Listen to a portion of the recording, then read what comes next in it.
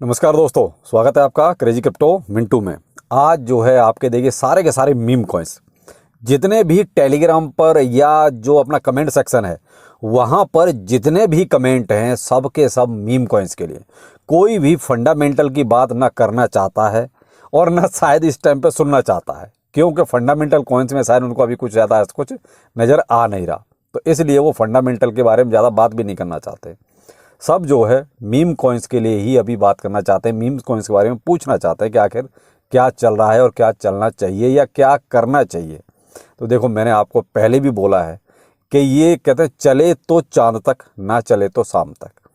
अब कौन सा चलेगा कौन सा नहीं चलेगा ये कोई प्रेडिक्ट नहीं कर सकता, जो भी नए टोकन्स आ रहे हैं। चलो थोड़े से ऐसे कुछ टोकन्स हैं जो मैं आपको एक बार को अपडेट देता हूं, अगर आपको ठीक लगता है तो मे भी आप थोड़ा बहुत सोच सकते हैं, लेकिन रिस्क 101%। देखिए, मैं बहुत क्लियर कट बोल रहा हूँ उसके। मैं आपसे ये नहीं कह रहा हूँ कि आप इसमें क्या कहते हैं आप इन्वेस्टमेंट करें, ये मर्जी आपकी होगी, क्योंकि आप पूछ रहे हैं इसलिए मुझे इस पर बात करनी पड़ रही है इस टॉपिक पर। वरना क्योंकि मैंने आपको देखिए दोपहर के वीडियो में भी ये कहा कि अभी ऐसे लगता है जैसे ये जो अभी करंट में जो न्यू आए हैं उन्होंने जैसे पूरे मार्केट को ही टेक ओवर कर लिया है। यहाँ तक कि लोग वो कहते हैं कि अचानक से जो है ना मूवमेंट, जैसे कहते हैं यू टर्न मार देना, फंडामेंटल्स और इतने मजबूत टोकन्स की बात करना छोड़ के अचानक से ऐसे टोकन्स की बात करने लगा। और केवल एक टोकन जिसने ऐसा किया वो था पेपे, उसकी वजह से ये सारा का सारा मूवमेंट हुआ। और ये भी सबको पता है कि उसमें क्या चल रहा है, लेकिन कहीं ना कहीं जो अर्ली स्टेज में लोगों ने प्रॉफिट ले लिया है वो एक ऐसी हाइप बन गई कि हाँ प्रॉफिट भी मिल रहा है। तो देखिए, मैंने कहा ना, लालच कहीं ना कहीं मार देता है। अगर आपने अर्ली स्टेज पे कहीं इन्वेस्टमेंट किया और उसके बाद आपने प्रॉफिट भी लिया तो आप हो सकता है सेफ होंगे, लेकिन कोई जैसे ऊपर के प्राइस पे अगर उसको बाय करता है और फिर वहाँ थोड़ा सा मामला अगर नीचे आता है, देखिए नीचे आने को तो ये कभी भी आ सकते हैं, ऐसा कुछ भी नहीं है, कोई टेम्परेरी सब कुछ हिसाब है इनका कि ये कब नीचे आ जाएं। लेकिन क्या है कि जब तक हवा में चल रहे हैं तो आप भी हवा में उड़ सकते हो, उसमें क्या दिक्कत है भाई, मिलता है तो ले लीजिए, उसमें कोई हर्ज तो है नहीं। अब यहाँ पर अगर हम अभी इसके अपोजिट अगर हम बीटीसी की बात करें तो फिलहाल देखिए 28,000 के आसपास ट्रेड कर रहा है और ये कल तक ऐसे ही रहेगा। कल तक उठापटक थोड़ी बहुत होगी तो वेल्स के द्वारा होगी, क्योंकि थोड़ा सा ये जो एफओएमसी का पंगा रहेगा तो ये एफओएमसी की वजह से ही थोड़ा बहुत जो आपको नज़र आएगा वो आएगा। तो एफओएमसी का रिजल्ट आपको देखिए कल तक इसका इम्पैक्ट सारा नज़र आ जाएंगे। तो यहाँ थोड़ा सा आपको इस चीज़ का ध्यान रखना पड़ेगा। थोड़ा सा मैं तो यही कहूँगा कि आप अगर अपने आप को रोक लें तो ज़्यादा बेहतर है। अगर आप बहुत रिस्की ट्रेडर हैं या बहुत ज़्यादा रिस्क ले सकते हैं, आप अफोर्ड कर सकते हैं, तो फिर आपकी मर्जी है, आप अपने हिसाब से इन्वेस्टमेंट जिसमें भी चाहे उसमें कर सकते हैं, लेकिन थोड़ा सा देख संभल कर, यही कहना चाहूँगा। और बाकी देखिए, जो जैसे आज मैं थोड़ा सा अभी देख रहा था कि कौन कौन से टोकन ऐसे हैं जिनमें कोई अपडेट आने वाला है या अपडेट हो रहा है या हो चुका, अभी हो चुका कईयों में तो। और वो ऐसा था, एक था कल्ट डाओ। देखिए, थोड़ा सा मैं अभी अपडेट नहीं रह पाया इसके बारे में। अब ये इलॉन मस्क ने कोई ट्वीट किया और केवल उस ट्वीट की वजह से ये चला गया करीब करीब 30 से 35% तक इसका प्राइस ऊपर चला गया। अब इलॉन मस्क ने भी देखिए जो ट्वीट किया, ऐसा नहीं था कि उस कल्ट डाओ के लिए किया उन्होंने, वो केवल यूं ही किया और बस ऊपर चला गया। तो कहते हैं कि उसमें कहीं ना कहीं एक वर्ड आ जाना चाहिए और वो टोकन से रिलेटेड हो जाना चाहिए, यानी कि बस हवा में, यही कह सकते हैं। जब इलॉन मस्क ने या तो ये क्लियर कट बोलता हो भाई कि हम कल्ट डाओ के लिए करें, या जैसे उन्होंने पीछे जो ट्वीट किया कि भाई फ्लोकी इनू, सीधा सीधा बोला, तो ठीक है, वहाँ समझ में आता है भाई फ्लोकी के लिए बोला है, लेकिन कल्ट डाओ के लिए ऐसा कुछ भी नहीं था। जैसे अभी पीछे जीपीटी के लिए बोला था कि जीपीटी, भाई ये थोड़ी कहा था कि वो चेन जीपीटी है या क्रिप्टो जीपीटी है, लेकिन फिर भी जीपीटी वाले जो कॉइन हुआ अच्छा खासा पंप आपको करते हुए दिखाई दिए। तो वही अभी हुआ कि भाई उन्होंने थोड़ा सा कल्ट का नाम दे दिया और लोगों ने बस अनाप शनाप उसमें इन्वेस्टमेंट कर डाला और प्रॉफिट भी हुआ। अब तो खैर प्रॉफिट बुकिंग ही हो रही है लगभग 35% प्राइस ऊपर जाने के बाद। अब अगला टोकन है हमारा तामा डोगे।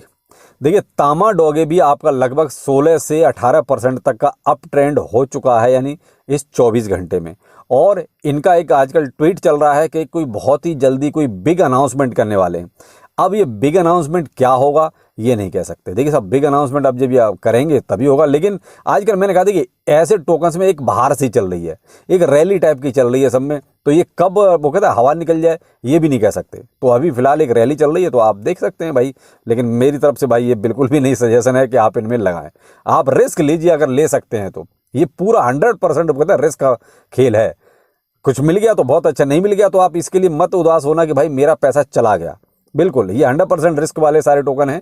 अगर आप खेल सकते हैं रिस्की तो आप अपनी रिस्क गेम खेल सकते हैं। अगला है साहब फ्लो की CEO, ये भी 28% के आसपास अभी फिलहाल 24 घंटे में अप है। इसमें भी अनाउंसमेंट लिस्टिंग को लेके हो रही है कि ये भी जो है Tier 1 एक्सचेंज लिस्टिंग कोई बहुत जल्दी करने वाले हैं।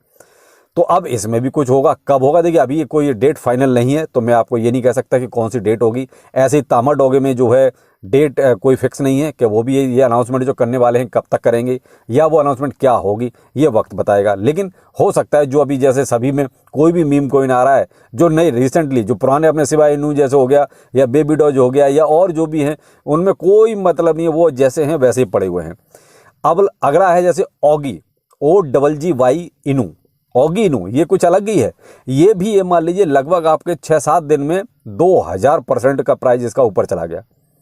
तो ये कुछ ऐसे टोकन्स थे देखिए साहब जिनके बारे में ना कोई चर्चा पीछे थी ना कोई करना चाहता है।